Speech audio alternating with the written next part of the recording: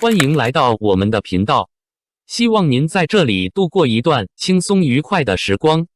今天我们想为您带来以下新闻：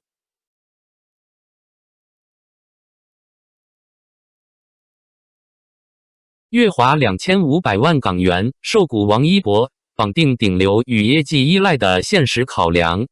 3月25日，在港股上市的月华娱乐发布公告，提出一项颇具关注度的股权激励方案。公司建议有条件向王一博售出股份奖励，以此认可其对集团业务做出的卓越贡献，并试图进一步维持双方的长期合作关系。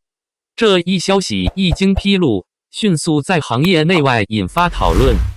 从表面上看，这是一项常见的激励安排，但在具体时点与背景的叠加之下，其背后的意味显得更加复杂，也折射出当前娱乐行业中艺人与资本关系的微妙变化。根据公告内容，当日月华娱乐董事会已审议并批准建议采纳2026年股份激励计划。该计划核心在于向王一博售出1250万个受限制股份单位，认购价为每股 0.01 亿港元，占公司已发行股份约 1.51%。不过，这一激励并非即时生效，还需提交股东特别大会审议通过后方可落地。从制度设计来看，这种有条件售出的方式既体现了上市公司在治理结构上的规范流程，也在一定程度上为未来保留了调整空间。若以当前市场价格计算，截至3月26日，月华娱乐股价约为2港元每股，这意味着上述股份对应的市场价值约为2500万港元。尽管与公司整体市值相比，这一数字并不算巨大，但在艺人经济领域，这样的股权激励规模仍具有较强象征意义。尤其是在艺人与经纪公司关系逐渐多元化的当下，股权已不再只是单纯的收益工具，更是一种利益绑定与长期合作的信号表达。从公司发展历程来看，月华娱乐自2009年成立以来，已经成长为中国规模较大的艺人管理公司之一，业务覆盖艺人培训、运营、宣传等完整产业链，并逐步形成艺人管理、音乐 IP 制作与运营、泛娱乐业务三大板块协同发展的结构。2023年1月19日，公司在港交所挂牌上市，被视为艺人经济第一股。这一身份既意味着资本市场的认可，也带来了更高的信息披露要求与经营压力。在这样的背景下，如何稳定核心艺人资源，成为公司必须面对的关键课题。而王一博正是这一体系中的核心变量。作为中国内地男演员、歌手与赛车手，他自2014年以 UNIQ 组合成员身份出道以来，逐步在多个领域建立起影响力。尤其是在2019年凭借电视剧《陈情令》走入大众视野后，其人气与商业价值迅速攀升，成为内娱市场中极具代表性的头部艺人之一。多年来，他在影视、综艺、品牌代言等多个维度持续输出，使其不仅具备稳定的粉丝基础，也在商业转化能力上表现突出。这种个人影响力直接反映在公司财务数据之中。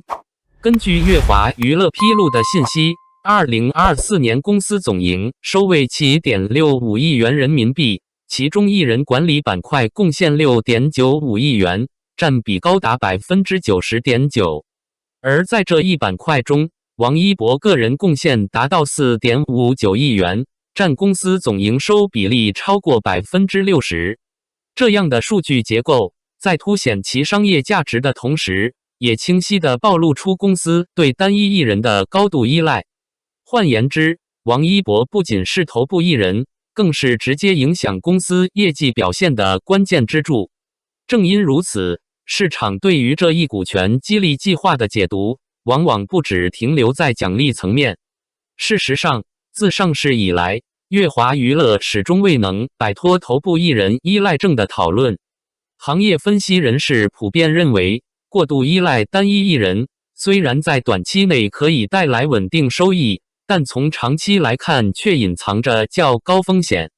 一旦核心艺人发生变动，无论是合约到期、合作调整，还是个人发展路径改变，都可能对公司整体业务造成较大冲击。这种结构性问题也使得公司在资本市场上的表现始终面临一定不确定性。在这一语境下，股权激励的推出显然具有更强的现实指向。据悉，王一博与乐华娱乐的合约将于2026年10月到期，而截至公告发布时，双方尚未对外官宣续约情况。这一时间节点使得此次激励计划被赋予了更多留人的意味。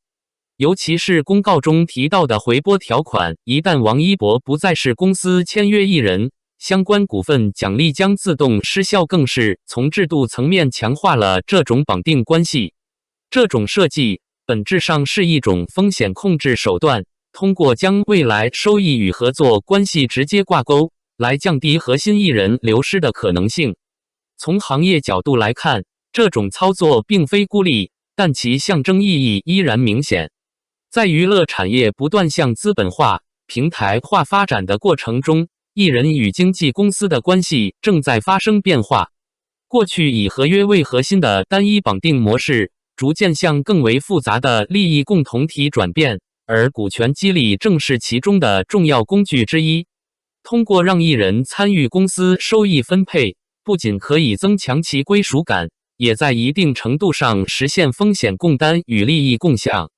然而，这种模式同样面临挑战。一方面，艺人个人品牌的独立性不断增强，其发展路径未必完全依赖单一公司；另一方面，资本市场对于公司结构的多元化要求，也使得去单一依赖成为长期趋势。在这种双重压力之下，乐华娱乐如何在维持核心艺人稳定的同时，逐步优化收入结构，将成为未来发展的关键。回到股价层面，截至3月26日，公司股价约为2港元每股，而在2024年，其股价曾一度达到8.250港元每股的高点。这样的波动也在一定程度上反映出市场对于公司未来预期的变化。在资本市场中，稳定性与成长性往往同等重要，而核心艺人的去留无疑会成为影响投资者判断的重要因素之一。综合来看，这项价值约2500万港元的股份激励计划，既是对王一博过往贡献的认可，也是公司在现实压力下做出的策略选择。它既体现了顶流艺人在商业体系中的重要地位，也揭示了经纪公司在资本化进程中所面临的结构性挑战。在合约即将到期的关键节点，这样的安排无疑为双方关系增添了更多变量。未来，王一博是否会选择续约，乐华娱乐能否借助这一激励实现长期绑定，仍有待时间验证。但可以确定的是，这一事件已经超越了单一公司决策的范畴，成为观察当下娱乐行业运作逻辑的重要窗口。在流量、资本与个人品牌不断交织的当下，每一次看似简单的股权安排，背后都隐藏着更为复杂的博弈与考量。感谢观看视频。如果您觉得这条新闻对您有帮助，请记得点赞、评论并订阅频道。祝您生活充满正能量。再见，我们下个视频见。